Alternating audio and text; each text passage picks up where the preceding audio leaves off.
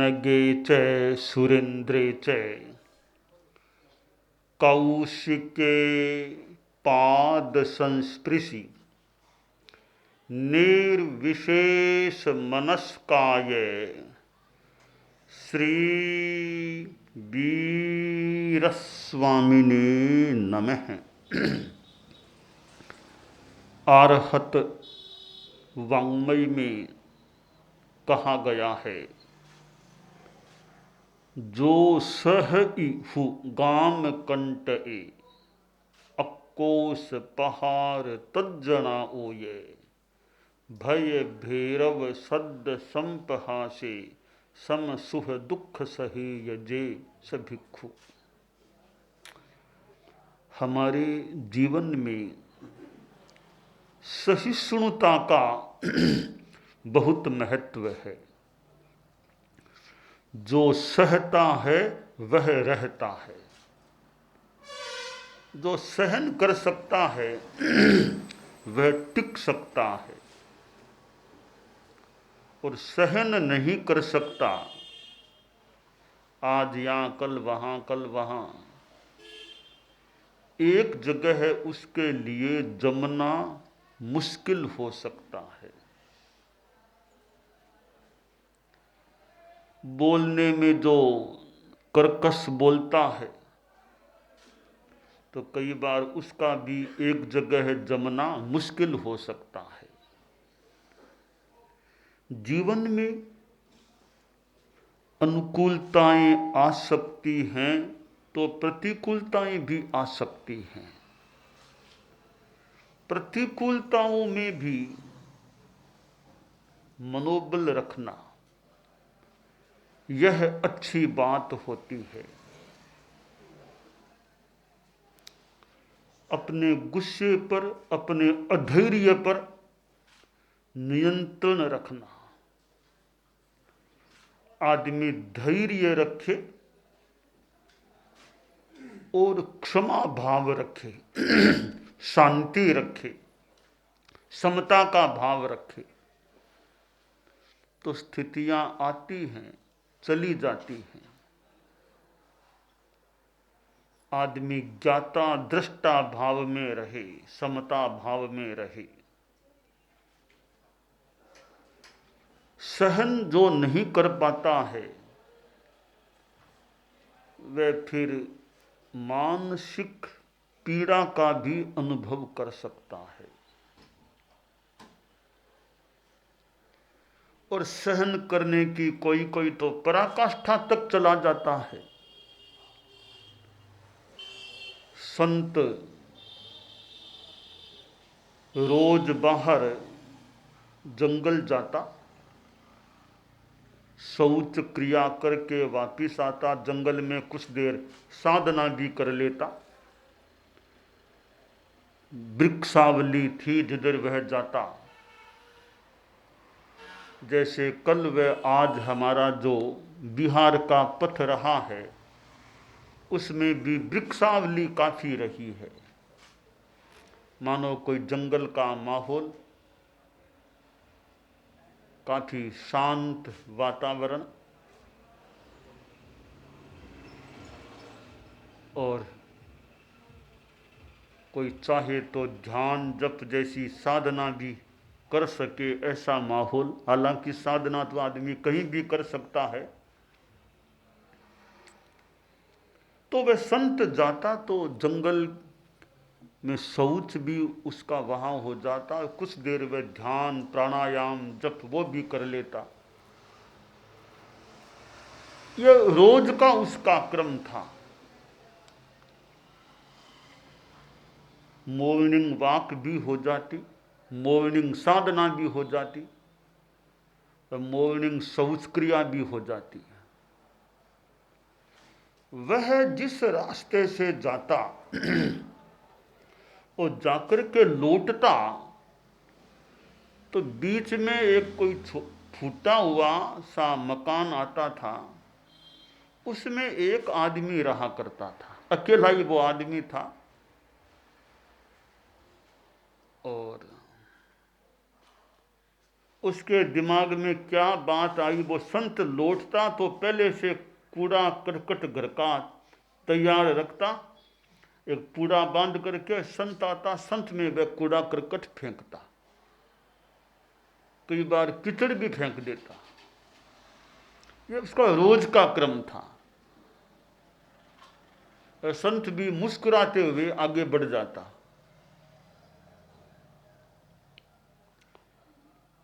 कोई 100-125 दिन यूं बीत गए, कूड़ा करकट का वो कूड़ा आता, कीचड़ आता, संत मुस्कुराते हुए आगे बढ़ जाता, अपने स्थान पर जाकर सफाई कर लेता।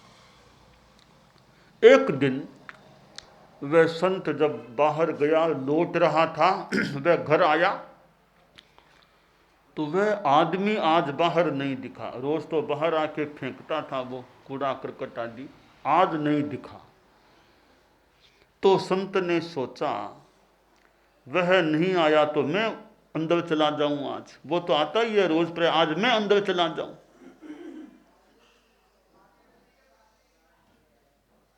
तो संत अंदर चला गया। वह आदमी खटिया पर लेटा हुआ था। संत ने पूछा, रे क्या बात है, आज बाहर आए नहीं क्या? टाइम हो गया ना, बाहर नहीं आए। बोला क्या आऊं बाहर, आज 105 डिग्री बुखार में हूं, बाहर आना तो दूर, मेरे लिए उठना भी मुश्किल हो रहा है। संत को दया आ गई कि बेचारा कष्ट में लगता है। संत उसके पास वहां बैठ गया।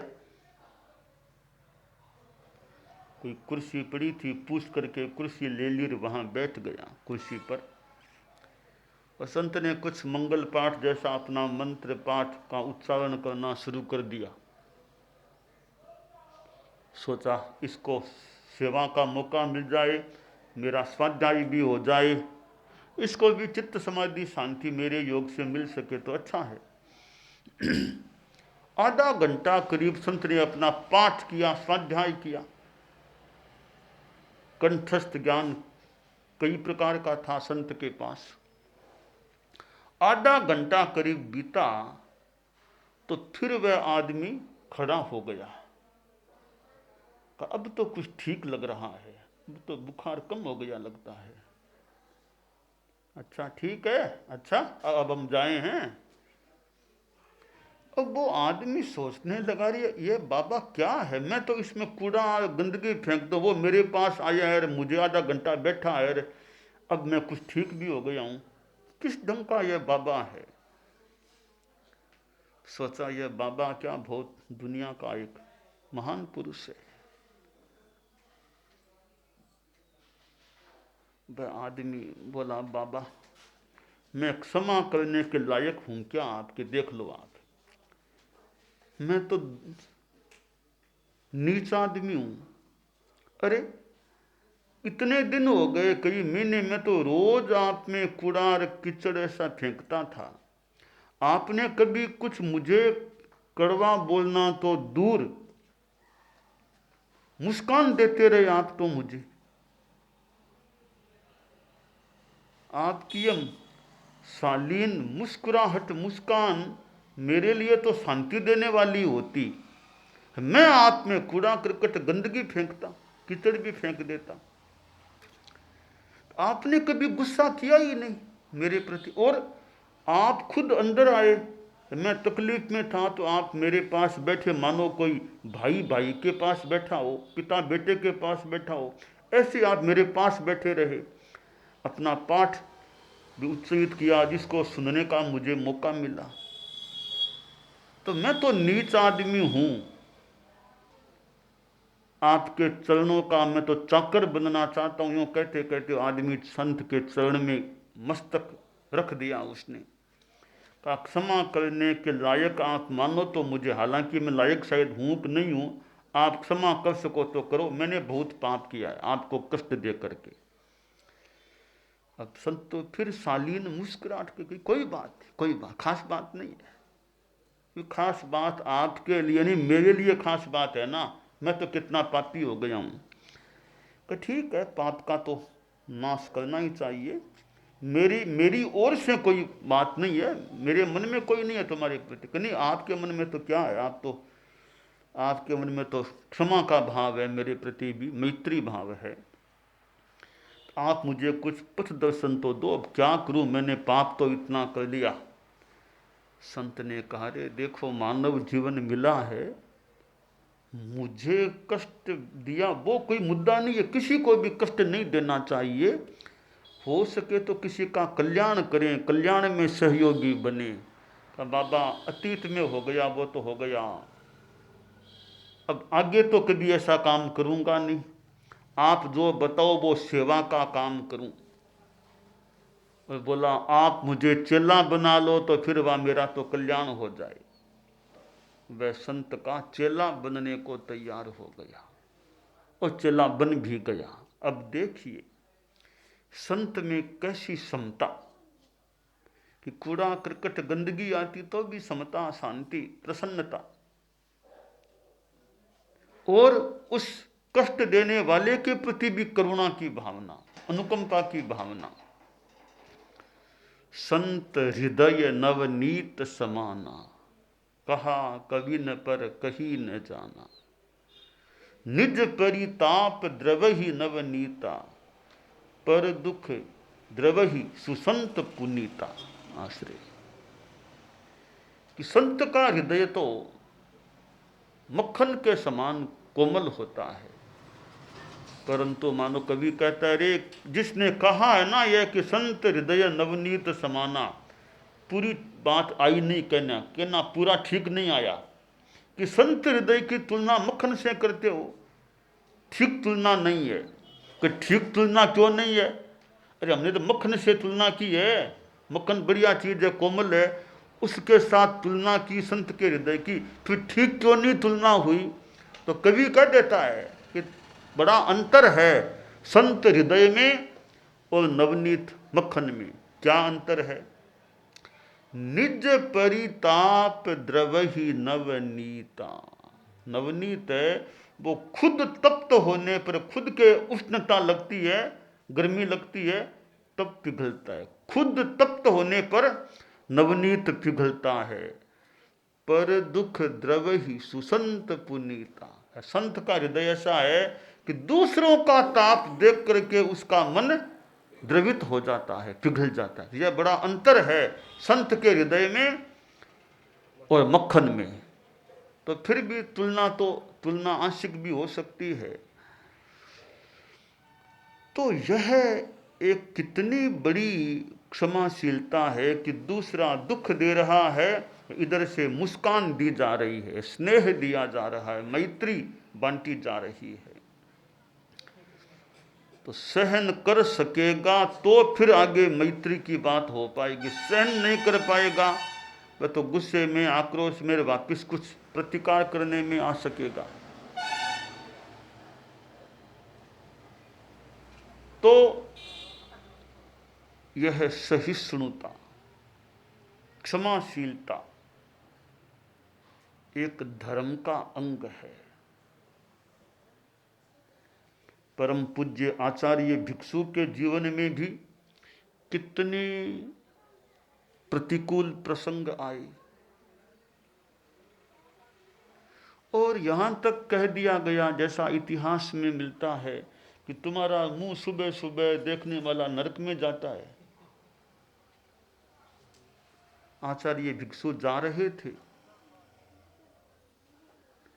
देसूरी घाणेराव उधर, और वो आदमी मिला, क्या नाम? नाम तो भिखन है। अरे भिखन है, बहुत बुरा हुआ।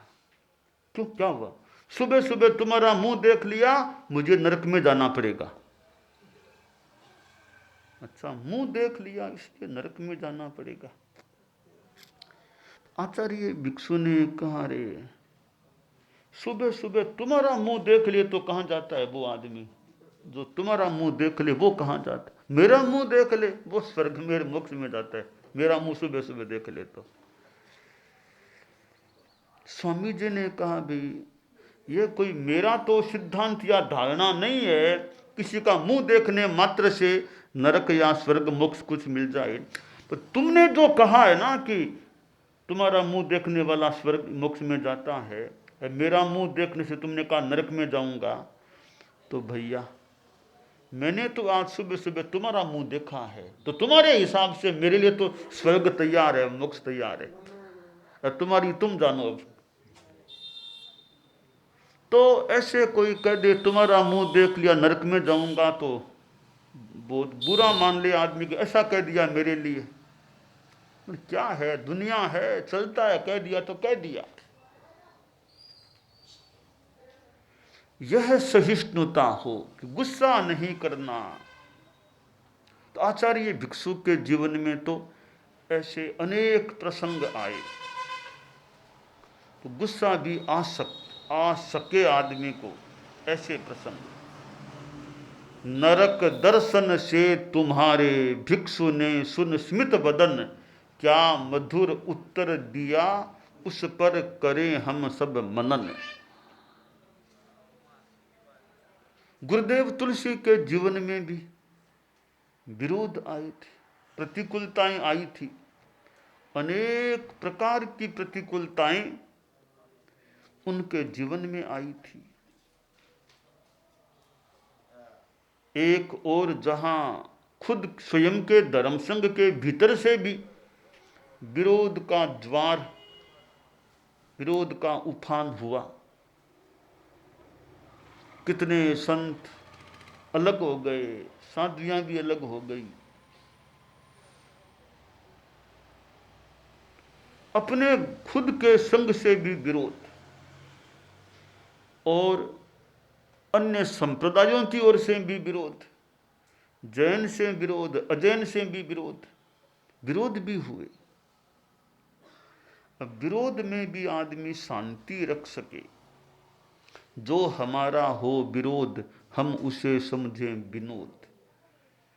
विरोध में भी अवरोध नहीं आए हमारे कार्य में, शांति रहे, हमारी समता में कहीं अवरोध न आए, विरोध समता में अवरोध पैदा न करे, शांति रहे। तो आचार्य तुलसी के जीवन में तो आचार्य काल में कितने विरोध आए। आचार्य महाप्रज्ञ जी जो प्रेक्षा ध्यान कराते थे, इस समता प्रियता अप्रियता के भाव से रहित, केवल देखना,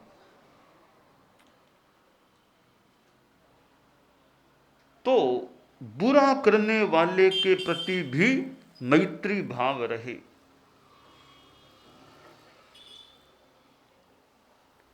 पुण्य पाप अपने अपने हैं, प्रत्ययं पुण्य पावम।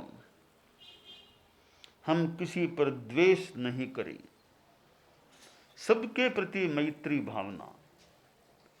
जो हमसे कमजोर है, निर्बल है, उसके प्रति भी मंगल मैत्री की भावना। सज्जन जा रहा था, मार्ग में भिखमंगा मिल गया। भिखारी के तो हाथ यूं होते रहते हैं, यूं हाथ होते रहते हैं। संस्कृत में कहा गया है, यानी दाता और याचक की पहचान कैसे हो सकती है, तो कहा गया दात्री याचकयोर भेद है, कराभ्यामेव सूचित है। दाता कौन, याचक कौन, हाथ की मुद्रा देख लो, हाथ यूं है तो दाता, हाथ यूं है तो याचक, लेने वाला। तो वह सज्जन आदमी जा रहा था, भिखारी मिला, हाथ यूं कर रहा था। सज्जन ने थोड़ा जेब में देखा कि आज तो जेब में पैसा नहीं है, जल्दी में ऐसे ही चोला पहन के आ गया था, पैसा डाला नहीं था, आज तो पैसा नहीं है। तो वह सज्जन बस धनवान था, उस टाइम पैसा नहीं था, तो बोला मित्र अभी तो पैसा जेब में नहीं है, आज तो ऐसे ही आ गया हूँ। भैया मित्र आज तो पैसा नहीं है। वो भिखमंगा बोला साहिब बस आपने मुझे बहुत कुछ दे दिया, पैसा तो मुझे और भी लोग देते हैं, आपने भी दिया, आगे भी कभी दे देंगे आशा करता हूँ। पैसा देने वाले तो मुझे मिलते हैं, मुझे मित्र कहने वाले आप अकेले एक ही मिले हैं। इतने वर्षों में मुझे मित्र कोई कह दे, आपने आज मुझे मित्र कहा है, आपने मित्र कह करके मुझे इतना स्नेह दे दिया है, उसके सामने वो आपका पैसा भी आज छोटा बोलना पड़ जाता है। यह मैत्री भावना, निर्बलों के दुर्बलों के प्रति भी मैत्री भावना, सबलों के प्रति मैत्री करना एक बात, निर्बल के प्रति भी मैत्री भाव रखना, मंगल भाव रखना अच्छी बात होती है। तो सहिष्णुता का हम विकास यथासंभव करें, यह काम्य है।